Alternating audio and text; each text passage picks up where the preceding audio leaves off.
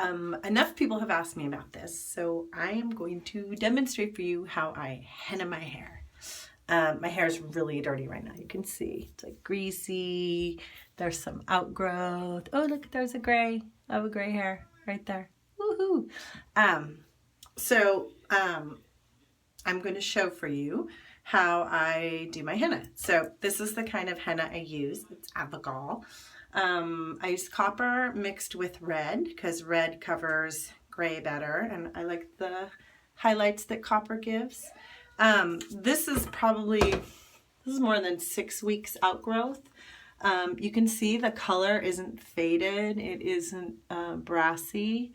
It just looks really golden red in the sun. It still has lots of copper glints and beautiful highlights, which is why I use henna. I don't like how hair dye always ends up sort of pink or faded out in the ends. If you notice, my ends are actually just as bright as a little bit further up. My hair is naturally kind of dirty blonde, so I do get highlights and streaks in it.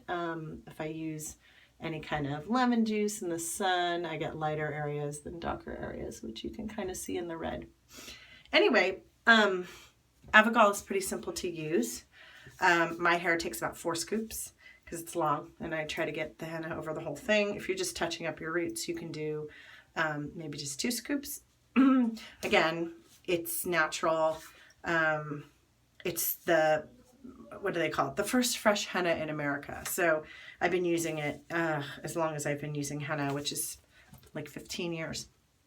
I've never had any problems with breakage or damage or doing anything bad to my hair. Henna is a protein-based hair coloring, and it bonds to your hair follicle, which is why it doesn't fade.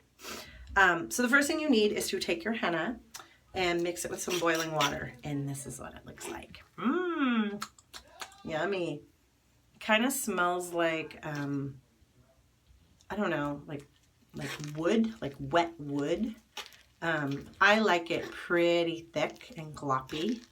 Some people like it more watery, but I really just don't like it when the henna drips. The next thing you're going to need is, oh wait, do not wear a sweater to do your henna.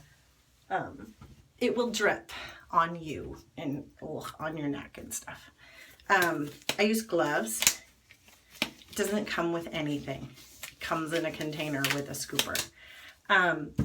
You can get gloves at Costco or steal them from your doctor's office. The other thing I grab before I start is something to part my hair with so that I can get a pretty decent spread of henna over my whole head. Doesn't matter if your part is even, you just want the henna to go in layers on both sides. So I just kind of part my hair. I tend to start on this side because this is the side I flip over. If you start on this side, whatever, it's fine, it doesn't matter. I just make sure that I've split my hair in the back so that when it comes around to doing this part, I make sure I get coverage there too. The other thing I grab is one of these fabulous and very stylish compost bags. They're the ones you put in your little compost container. That way, when I cover up my henna to let it process for a few hours, when I take it off, a lot of henna is stuck inside. You can just throw it right in the compost. So I've got that ready. And then I always use like a towel to wrap around my head over the compost bag. This is one of those fancy schmancy hair towel things, so you can twist the end and wrap up around your head really easy. And then I always clear my counter space a little bit. Like, I don't want my Clarisonic getting henna stuck in it, so I'm gonna put that away. Nice cup of water. Okay, so I'm ready to go.